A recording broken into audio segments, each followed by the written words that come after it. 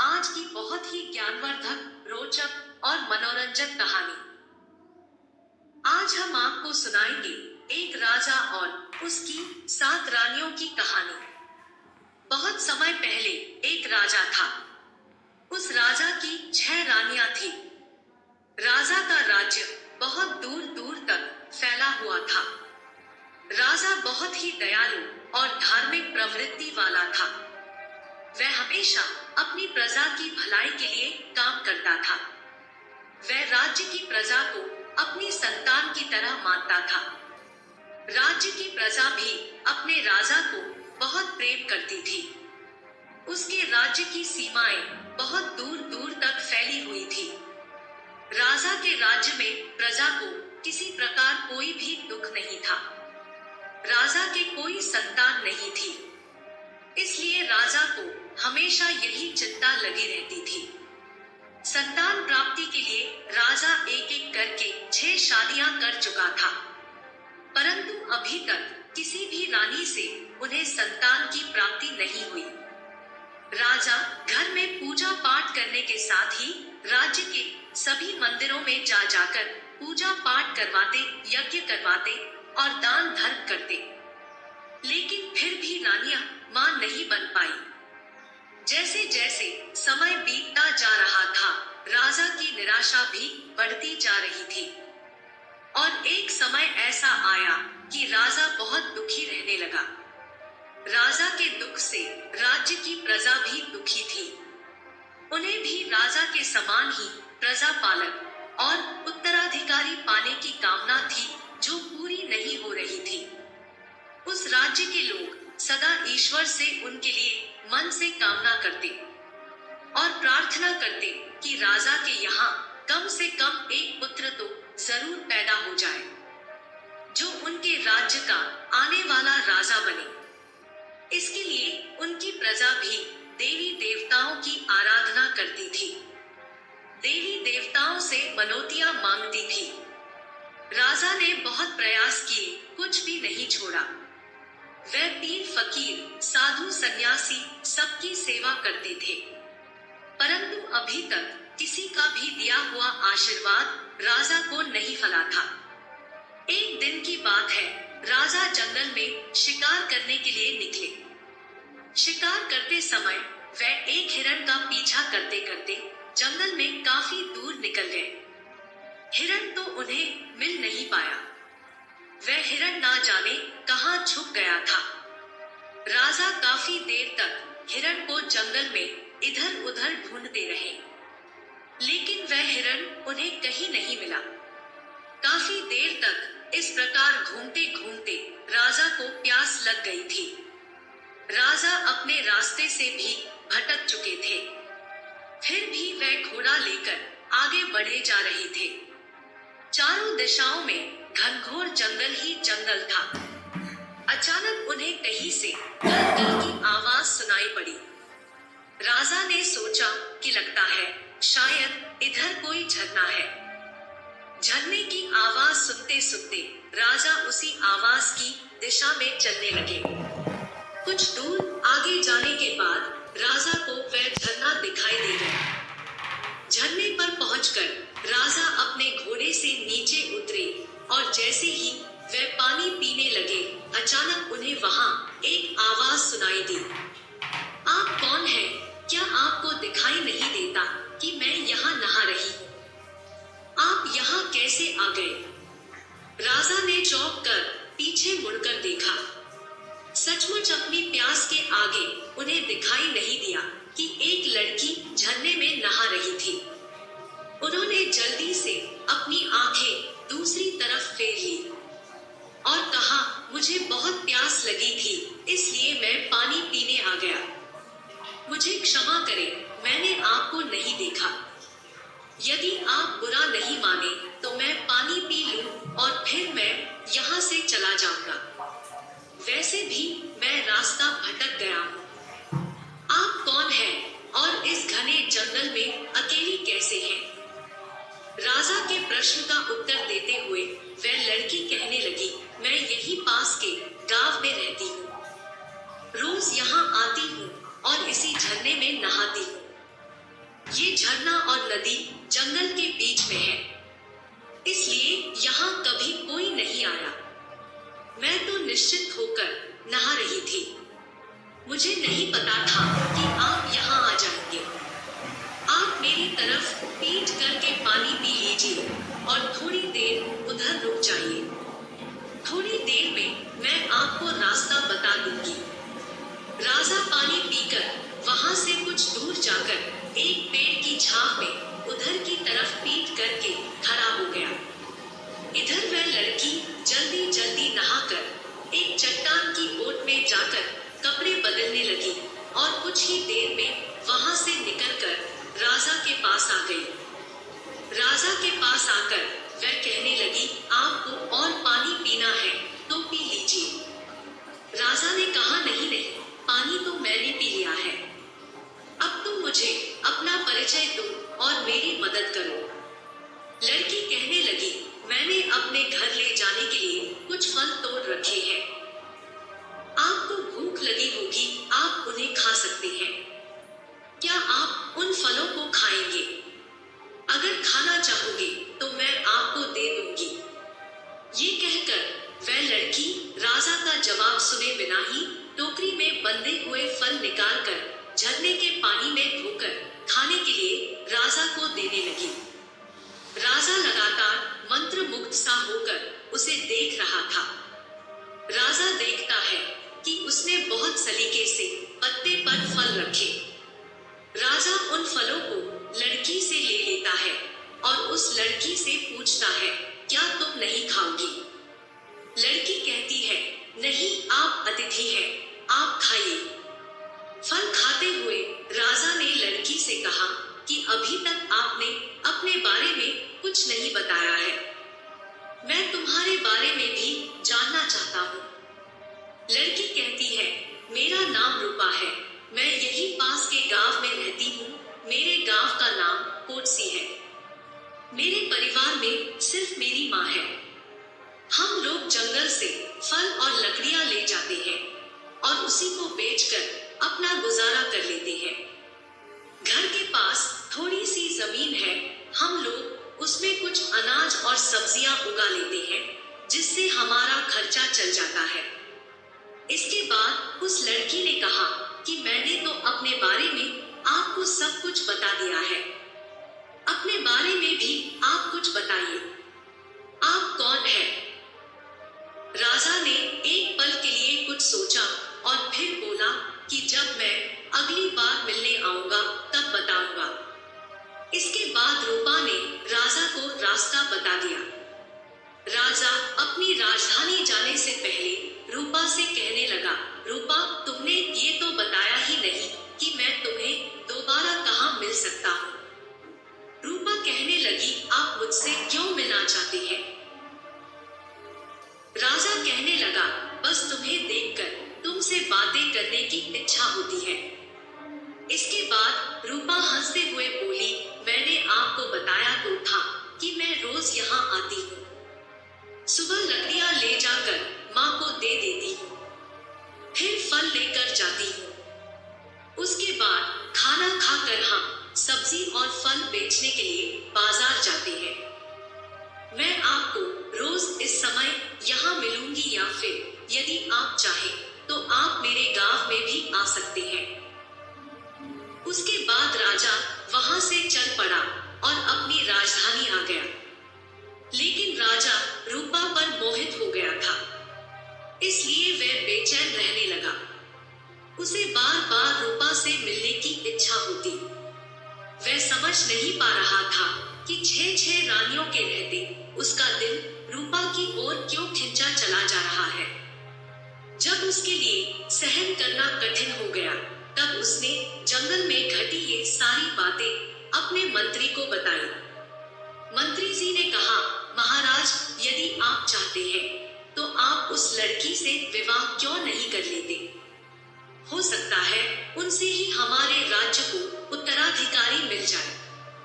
मंत्री का ये सुझाव सुनने के बाद अगले ही दिन राजा अपने मंत्री को साथ लेकर रूपा से मिलने के लिए चल पड़ा। झरने के पास पहुंचकर उसने रूपा को आवाज दी, रूपा बार आवाज देने के बाद वे वहीं रुक गए।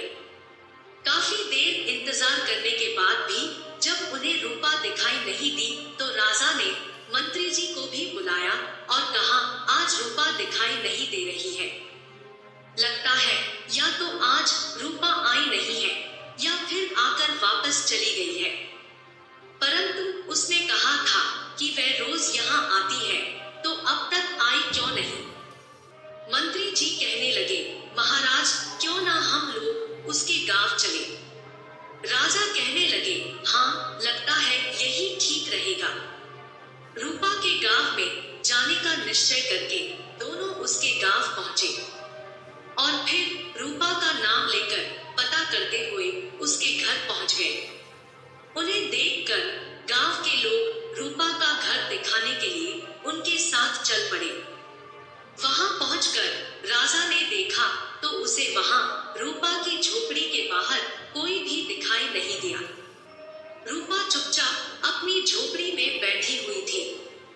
राजा ने आवाज लगाई, रूपा तुम क्या कर रही हो? बाहर आओ, देखो मैं तुमसे मिलने आया हूँ। मैंने झरने के पास तुम्हारी बहुत प्रतीक्षा की, परंतु क्या आज तुम फल लेने नहीं गई थी? आवाज सुनकर रूपा बाहर आई। उसकी आंखें आंसुओं से भरी हुई थी। राजा ने पूछा, रूपा क्या हुआ, तुम क्यों रो रही हो? अब तक दो अजनबियों को घोड़े पर सवार देखकर इकट्ठे हुए ग्रामीणों में से एक ने कहा, बाबूजी, इसके अपनों में सिर्फ इसकी एक माँ ही तो थी और वह भी चल बसी। उसे सर्प ने डस लिया था और अब ये बेचारी अकेली रह गई है। आप ही बताइए कि ऐसे में अब ये बेचारी रोए नहीं तो क्या करे? आप लोग कौन है? मंत्री जी ने राजा का परिचय दिया और मंत्री की बात सुनकर पूरे गांव में खलबली मच गई। सभी ने मिलकर राजा का दिल से स्वागत किया। राजा ने गांव के मुखिया से कहा, मैं रूपा से विवाह करना चाहता हूँ। क्या आप लोगों को कोई आपत्ति है? मुखिया जी ने कहा कि नहीं, हमारी बेटी राज रानी बनेगी, हमारे तो भाग्य खुल गए। ये गांव अब आपकी ससुराल होगी, इससे अधिक हमें और क्या चाहिए? गांव वालों ने जल्दी जल्दी सारी तैयारियां करके राजा और रूपा का विवाह करवा दिया। राजा ने रूपा को नया नाम दिया, राजलक्ष्मी। राजा और मंत्री जी नई रानी राजलक्ष्मी को लेकर अपनी राजधानी वापस जाने के लिए तैयार थे। गांव वालों ने रुंधे गले और नम आंखों से गांव की बिटिया रूपा को विदा किया। राजलक्ष्मी राजा के साथ अपनी ससुराल राजमहल में आ गई। राजा की नई रानी को देखकर उसकी दूसरी 6 रानियां ईर्ष्या से जलकर राख हुई जा रही थी। उन्होंने मन से दुखी होने के बाद भी अपने आप को खुश दिखाते हुए राजलक्ष्मी का स्वागत किया। अब तो राजा का अधिकांश समय राजलक्ष्मी के साथ ही व्यतीत होता था। राजलक्ष्मी भोली भाली और मासूम दिल की थी। वह अपनी सौतनों के मन में छिपी हुई अपने प्रति ईर्ष्या को पहचान नहीं पा रही थी। वह नहीं जानती थी कि उसकी सौतनें उससे कितनी नफरत करती है। वह उन्हें अपनी बड़ी बहनों की तरह सम्मान देती थी। राजलक्ष्मी के साथ राजा के विवाह को भी काफी समय बीत गया, लेकिन फिर भी उन्हें कोई संतान नहीं हुई। एक बार एक सन्यासी महाराज उस राज्य से गुजर रहे थे। वह सन्यासी उस इलाके में बहुत ही प्रसिद्ध थे। जब मंत्री जी को उन सन्यासी महाराज के बारे में पता लगा तो वह राजा के पास आया और बोला कि महाराज, वे सन्यासी बहुत ही बड़े महात्मा हैं। क्यों न एक बार उन्हें राज दरबार में बुलाकर उनसे इस परेशानी का हल पूछा जाए। राजा मंत्री की बात से सहमत हो गए और उन्होंने उसे कहा कि सन्यासी महाराज को आदर से महल में बुलाया जाए।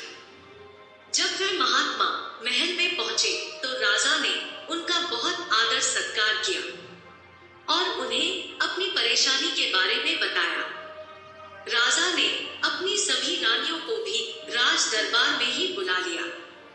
महात्मा ने उस समय कुछ भी ना कहते हुए महाराज से कुछ दिन के लिए महल में रुकने की आज्ञा मांगी, जिसे राजा ने खुशी खुशी स्वीकार कर लिया और अपने सेवकों को आज्ञा दी कि महात्मा जी का रहने का उचित प्रबंध किया जाए। राजा ने अपनी सभी रानियों से भी कहा कि महात्मा जी का पूरा आदर सत्कार होना चाहिए। बड़ी 6 रानियों ने महात्मा के फटे पुराने कपड़े देखे तो उन्हें अच्छा नहीं लगा। वह सभी महात्मा के फटे कपड़ों की ओर देखती और किसी न किसी बहाने उनकी सेवा करने से इनकार कर देती। छोटी रानी राजलक्ष्मी महात्मा का पूरा आदर सत्कार करती। शायद जंगल में पली बड़ी होने के कारण उसे इस बात का कोई घमंड नहीं था कि वह इस राज्य की रानी है। उसने मन लगाकर महात्मा की सेवा की। कुछ दिनों बाद महात्मा जाने के लिए तैयार हो गए। जाने से पहले उन्होंने सभी को आशीर्वाद दिया। अंत में सबसे छोटी रानी राजलक्ष्मी को अपने पास बुलाकर बोले कि बेटी, तुमने मेरी बहुत सेवा की है, मेरा बहुत ध्यान रखा है, बहुत जल्द ही तुम्हें संतान की प्राप्ति होगी और इस महल में बच्चों की आवाज सुनाई देगी। अपनी सखियों के साथ वन भ्रमण के लिए आ रही थी। जब उनकी दृष्टि हम पर पड़ी तो उन्होंने हमें उठा लिया और उनकी शक्तियों के असर से बहुत जोर की आंधी चल पड़ी। दाई हमें खोजती रह गई। हमारे नहीं मिलने पर उसने सोचा शायद हम भयंकर आंधी में कहीं उड़ गए हैं। इसलिए महल में जाकर उसने महारानी से झूठ बोल दिया कि उसने हमें मारकर जमीन के अंदर दबा दिया है, क्योंकि उसे डर था कि सच्चाई जानकर महारानी उसे मरवा देंगी। दाई के वहां से जाने के बाद परियों की रानी ने मेरे 6 भाइयों को बांस में बदल दिया और मुझे चंपा के फूल का पौधा बना दिया। उनकी कृपा से हमें सभी बातें याद है और हम सभी को पहचान कर उनके अनुसार अपना व्यवहार कर पा रहे हैं और मानव की आवाज में बोल पा रहे हैं। राजा कहने लगा, तो क्या तुम लोग अपने असली रूप में नहीं आ सकते? चंपा कहने लगी, महाराज, हम अपने असली रूप में आ सकते हैं। अगर हमारी माँ सभी बांस से एक एक पत्ती और मेरे पौधे से एक पत्ती ले, फिर इन सभी 7 पत्तियों को गोलाई में रखकर परियों की रानी का नाम लेकर प्रार्थना करेंगी और कहेंगी, हे परी रानी, मेरे बच्चे मुझे वापस कर दो, तो हम सभी पुनः अपने असली रूप में आ जाएंगे। उसकी बात सुनते ही रानी राजलक्ष्मी ने बांस और चंपा के पौधों से एक एक पत्ती ली और उन्हें गोलाई में सजाया और स्वयं उनके समक्ष बैठ गई और हाथ जोड़कर पूरी श्रद्धा के साथ बोली, हे परी रानी, मैं पूरी जिंदगी आपकी सेवा करूंगी, आपकी पूजा करूंगी, फिर भी आपके उपकार का मैं प्रतिकार नहीं कर पाऊंगी। आपने मेरे ऊपर इतना बड़ा उपकार किया है। आपने इतने दिन मेरे बच्चों को संभाल कर रखा। अब कृपया इन्हें मेरे आंचल में डाल दो। माँ परी रानी, मुझे मेरे बच्चों से मिला दो। आश्चर्य पल भर में देखा गया। बांस के पौधे और चंपा का पौधा विलीन हो गया। वहां पर लगभग 5-6 वर्ष की उम्र के 6 बालक और 1 बालिका उपस्थित दिखे। रानी और राजा ने आगे बढ़कर सभी बच्चों को अपनी बाहों में समेट लिया। रानी राजलक्ष्मी की तो हिचकियां ही बंधी हुई थी। वह तो रोए जा रही थी। राजा भी बच्चों को अपने सीने से लगाए अपनी आंखों से अश्रु वर्षा किए जा रहे थे। गांव की जनता, सभासद, सभी रानियां बिल्कुल मौन होकर ये दृश्य देख रहे थे। कुछ देर के बाद जब राजा होश में आए तब उन्होंने वहीं पर अपना दरबार लगा दरबार में पहला राज्य आदेश दिया कि सभी 6 रानियां रानी बनने के योग्य नहीं हैं। इसलिए आज से और अभी से मैं इनका परित्याग करता हूँ। छोटी रानी राजलक्ष्मी को इतने दिन जो कष्ट सहन करने पड़े, उसके लिए मैं उनसे क्षमा मांगता हूँ और उन्हें अपनी पटरानी बनाता हूँ। शेष सभी 6 रानियों को राजकुमारों और राजकुमारी की हत्या के षड्यंत्र रचने के लिए दोषी मानते हुए उन्हें मृत्यु दंड दिया जाता है। महाराज ने अपने महामंत्री से कहा, मंत्री जी, मेरे आदेश का तुरंत पालन किया जाए। रानी राजलक्ष्मी जो अब तक अपने बच्चों को अपनी बाहों में समेटे अपने सीने से लगाए बैठी आंसू बहा रही थी, उसने अचानक से अपना सिर उठाया और कहा, महाराज, आज मेरे लिए प्रसन्नता का बहुत बड़ा दिन है, क्योंकि आज मेरे बच्चे मुझे वापस मिल गए। आज के इस प्रसन्नता भरे दिन में मैं किसी के लिए काली माँ का दिन नहीं लाना चाहती। इसलिए आपसे मेरा एक अनुरोध है। आप मेरा ये अनुरोध स्वीकार कर लीजिए कि बड़ी रानियों को मृत्यु दंड ना दे, अन्यथा इनका दोष हमारे बच्चों, हमारे राज्य और राज्य की जनता पर हमेशा के लिए ग्रहण की तरह छाया रहेगा। इसलिए महाराज, इन सब को क्षमा कर दीजिए। राजा ने कहा, रानी, आपका दिल बहुत विशाल है, इसमें सबके लिए क्षमा है, परंतु राजकार्य में क्षमा करने से दोषी दूसरी बड़ी परेशानी खड़ी करते हैं। इसलिए इन्हें क्षमा दान तो नहीं दिया जा सकता, परंतु आपके अनुरोध पर इनका दंड कुछ कम करके आजीवन कारावास में बदल रहा हूँ। जब तक ये जिंदा रहेंगी, कारावास में रहेंगी। इस कारावास में इन्हें एक समय का भोजन मिलेगा, परंतु कारावास के बाहर ये एक पल के लिए भी निकल नहीं पाएंगी। यही इनका दंड होगा। इसके बाद राजा और रानी राजलक्ष्मी ने सभी ग्रामीणों को अपनी तरफ से कई उपहार दिए और सभी मंत्रियों और दास दासियों के साथ राजधानी लौट आए। आते समय दृश्य बदल चुका था। राजा के साथ रथ में रानी राजलक्ष्मी थी, उनके साथ ही बच्चे घोड़े पर सवार थे और 6 रानियां बंदी की अवस्था में सैनिकों के बीच चलती हुई पैदल राजमहल की ओर जा रही थी। राजमहल पहुंचने पर उन्हें कारावास में डाल दिया गया। राजा रानी राजलक्ष्मी के साथ सुखपूर्वक 7 बच्चों और राज्य की जनता का पालन करते हुए अपना जीवन बिताने लगे। रानी राजलक्ष्मी के दिन जैसे फिरे भगवान की कृपा से, वैसे ही राज्य के सभी लोगों के जीवन में भी खुशियां आ गई। भगवान अच्छों के साथ हमेशा अच्छा करते हैं। बुरे काम का परिणाम बुरा ही होता है। दोस्तों, हमारी ये कहानी यहीं पर समाप्त होती है। आशा करते हैं आपको हमारी ये कहानी पसंद आई होगी। आपको हमारी ये कहानी कैसी लगी, कमेंट करके जरूर बताएं। आपको हमारी ये कहानी पसंद आई हो तो वीडियो को लाइक करें, चैनल को सब्सक्राइब करें। वीडियो को अंत तक देखने के लिए आपका बहुत बहुत धन्यवाद।